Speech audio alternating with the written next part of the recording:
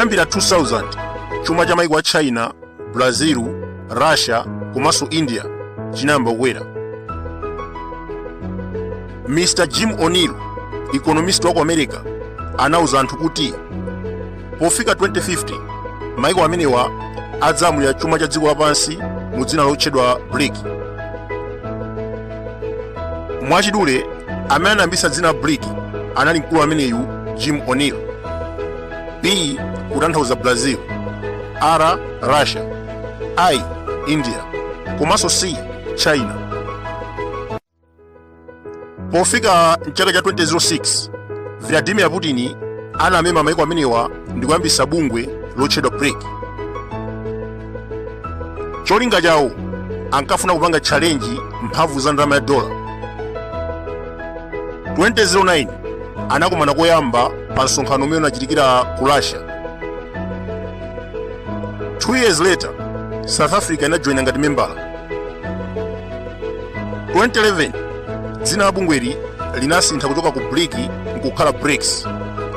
Brazil, Russia, India, China komanso South Africa. Headquarters yawo imapezeka ku Shanghai mdziko la China.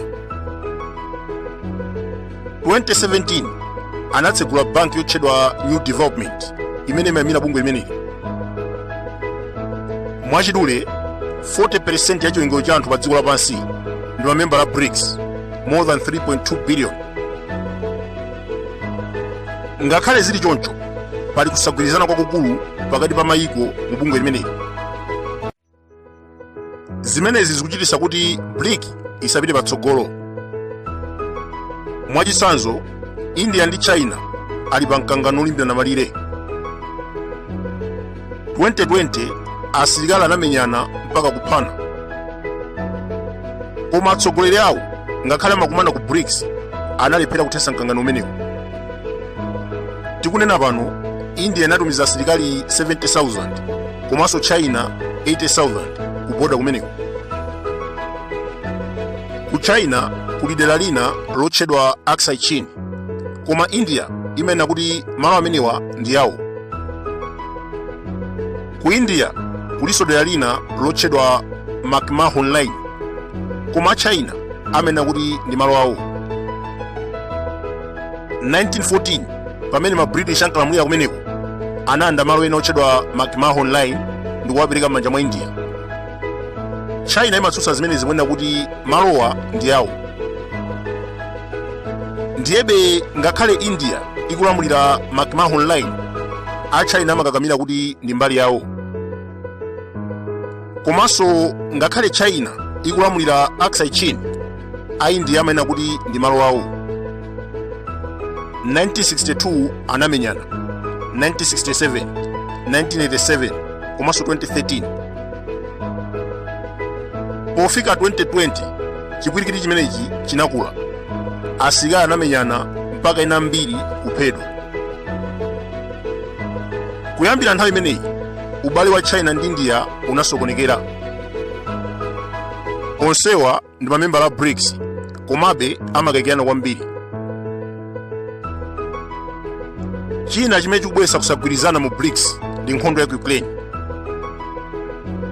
China ikusapota Russia, Brazil ili neutral, India aliso neutral.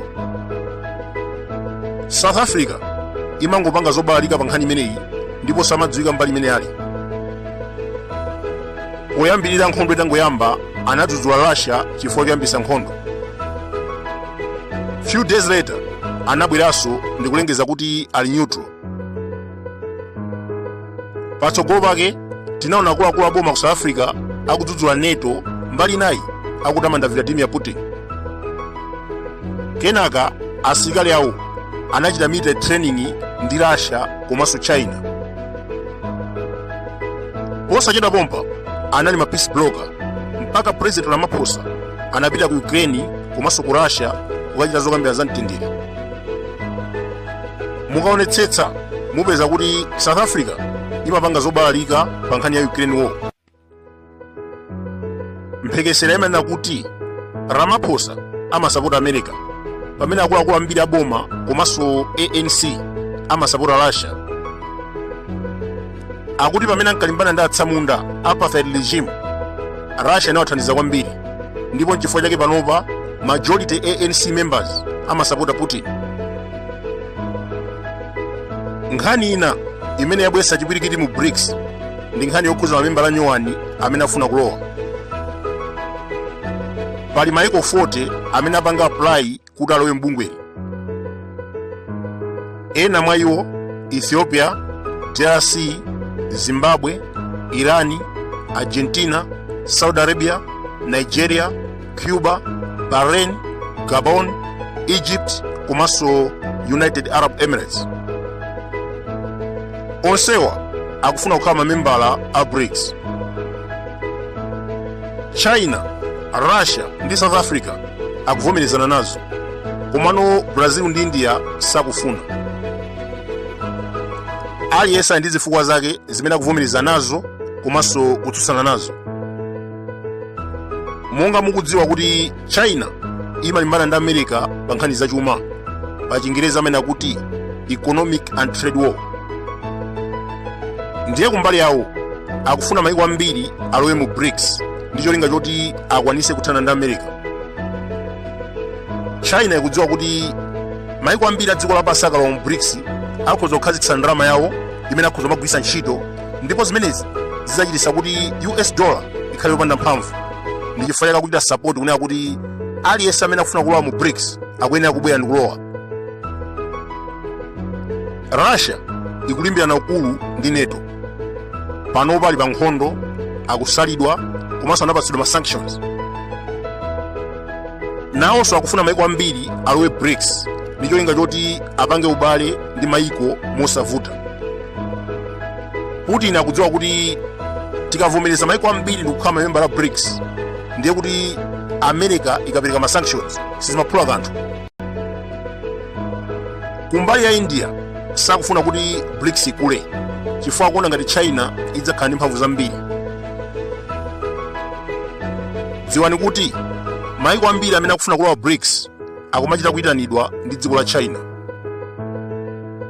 Ngakhale South Africa inachita kuyitanidwa ndi China mu 2010.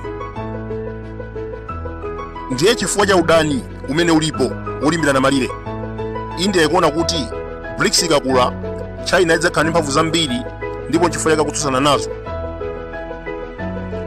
Brazil nayonso ili mbali ya India, sakufuna kuti bungweli likhale ndi mamembala atsopano.